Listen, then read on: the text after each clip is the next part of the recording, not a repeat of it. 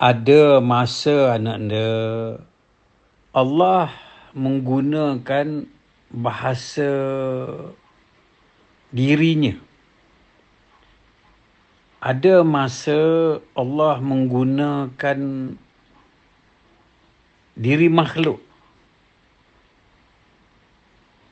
Masa Allah menggunakan dirinya, dia akan mengatakan buruk baik itu datangnya daripada aku. Apabila Allah yang sama menggunakan bahasa makhluk, dia akan mengatakan baik daripada aku, buruk daripada dirimu. Kerana apa? Kita memandang sesuatu yang berbeza kerana kita menyangka ada dua wujud. Wujud Allah dan wujud makhluk. Maka kita menyangka ayat Allah itu berbeza. Tetapi jikalau kita faham yang ketulan ais batu itu juga adalah merupakan air, jadi maka ianya tidak menjadi perbezaan. Itu saja anda yang dikasihi, untuk kita mengimani Al-Quran, untuk kita meyakini Al-Quran, untuk kita berpegang kepada Al-Quran, kita kena faham bahasa garam dengan bahasa masin, bahasa kapas dengan bahasa baju, bahasa air dengan bahasa air batu, es. Jangan kita nak beda-bedakan. Barulah kita nampak Al-Quran itu teramatlah tingginya. Jikalau dia mengatakan syurga, dia juga mengatakan neraka. Dia Allah juga mengatakan baik, dia Allah juga mengatakan buruk. Allah akan berkata berpasang-pasangan. Tetapi daripada mulut, daripada lidah, daripada kalam, daripada kata, daripada ucapan, daripada perkataan, daripada lafaz yang sama. Apa bedanya?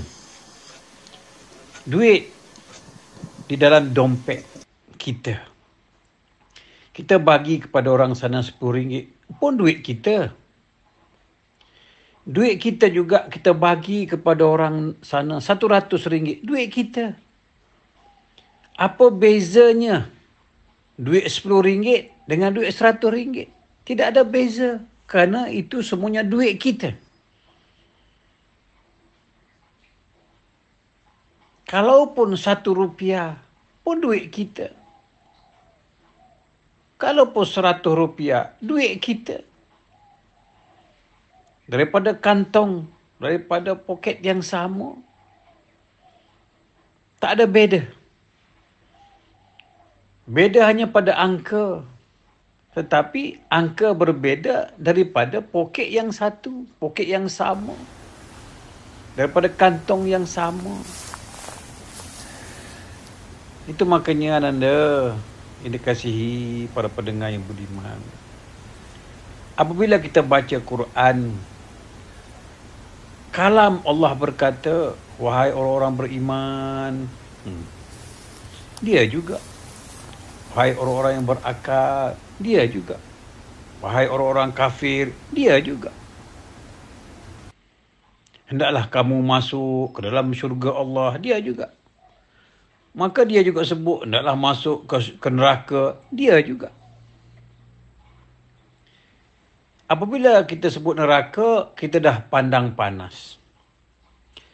Apabila Allah sebut syurga, kita nampak bidadari. Jangan begitu.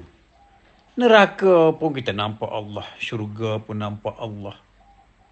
Baik pun nampak Allah. Buruk pun nampak Allah. Jadi, sebutlah apa pun. Malaikat, Allah. Nabi Rasul, Allah. Jin syaitan, Allah. Surga neraka, Allah. Wal awalu, wal akhiru, wal zahiru, wal batinu. Tidak ada wujud maujud dan wujud itu melainkan Allahu Ta'ala. Rabbul Alamin. Tidak ada yang wujud la maujud bil haqqi. Tidak ada wujud yang hakiki, yang sebenar, yang sejati. Melainkan wujud itu hanya Allah Subhanahu Wa Ta'ala. Apa pun yang disebut wujud di dalam ucapannya. Apa pun yang dikata wujud di dalam perkataannya. Apa kita nak heran? Sebut neraka pun daripada mulut Allah. Sebut syurga pun mulut Allah. Macam Tok Dalang wayang kulit. Aku bunuh engkau. Bunuh itu mulut Tok Dalang. Wayang kulit tak mati pun. Tak berdarah pun. Aku lantik kau jadi raja, Tok Dalang kata. Wayang kulit tak jadi raja pun. Duk patung begitu saja. Raja pun belulang kering. Jin pun belulang kering. Mati pun belulang kering. Yang hidup pun belulang kering saja. Jadi ananda, inilah yang dikatakan syuhudul wahdah fil kasrah. Syuhudul kasrah fil wahdah. Yang satu tu banyak, yang banyak itulah satu. Nak pandang banyak pun boleh. Nak pandang satu pun boleh. Nak kata aku gagah pun boleh. Boleh. Kerana apa? Kerana benda satu. Nak kata apa? Benda satu. Aku tinggi pun boleh. Sebab dia satu-satunya dia. Dia nak kata aku rendah pun boleh. Sebab tidak ada perbandingan. Tidak ada lawan dengan yang lain. Nak kata apa? Aku buruk. Dia satu je. Aku ni harga mahal. Dia satu-satu je. Nak banding dengan benda lain tak ada. Seumpama kita beli baju. Baju ini daripada Australia. Bawa balik Malaysia. Tidak ada baju ni di Malaysia. Jadi kita gantung. Kita nak kata baju ni murah kah? Tidak ada perbandingan mahal. Nak kata baju ini mahal, tidak ada perbandingannya murah. Nak kata baju ni cantik, tak ada perbandingannya yang buruk. Jadi nak kata buruk pun boleh, nak kata cantik pun boleh. Nak kata mahal pun boleh, nak kata murah pun boleh. Kerana tidak ada perbandingan.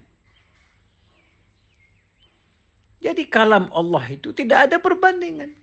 Katalah, ucaplah. 6,666 ayat itu. Tak ada.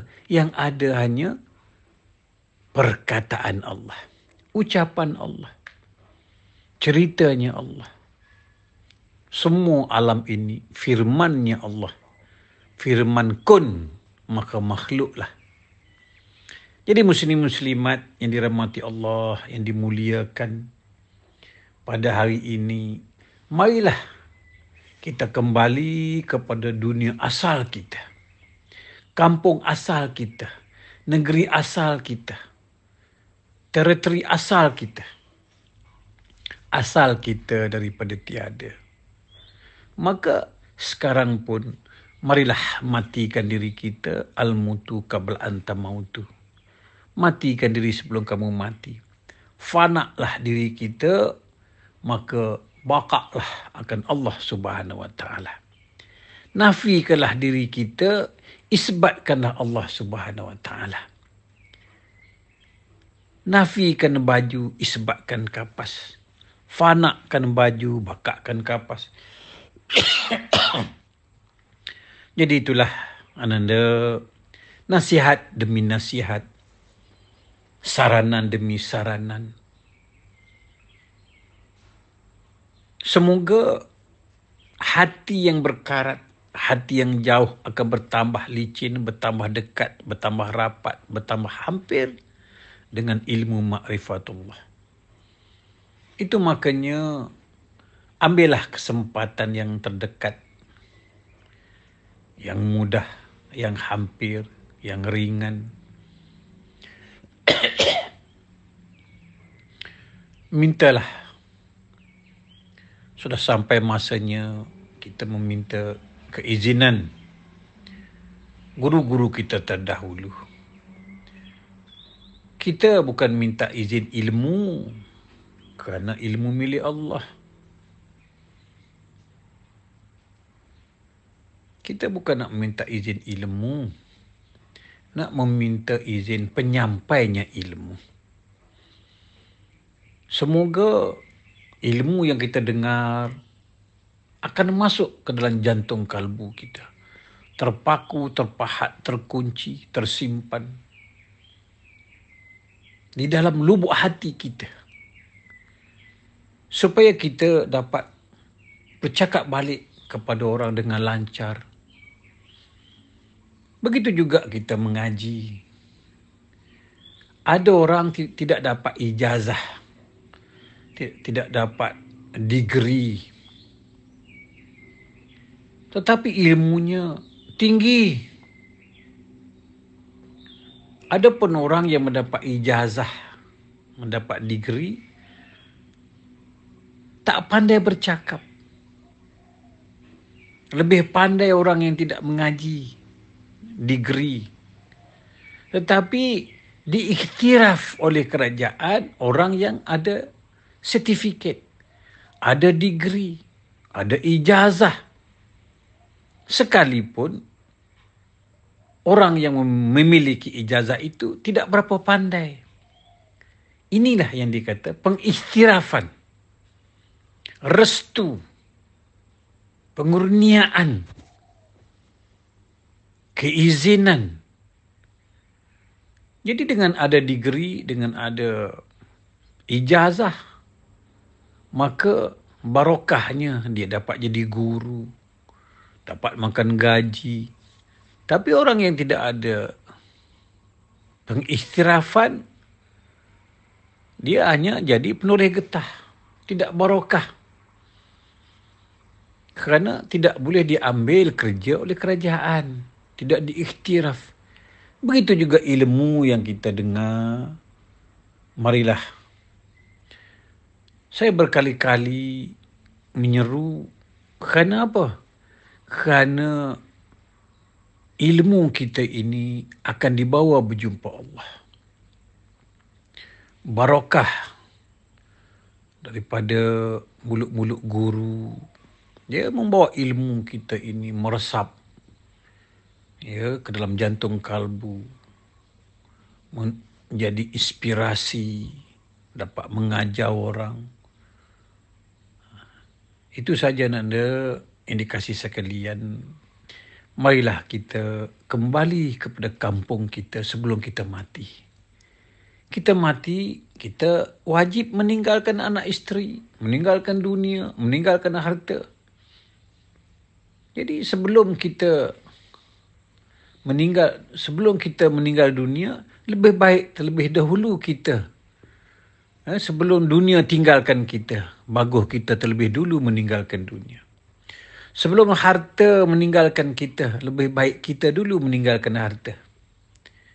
Sebelum pangkat dicabut, diambil orang, bagus kita yang terlebih dahulu melucutkan pangkat jawatan kita.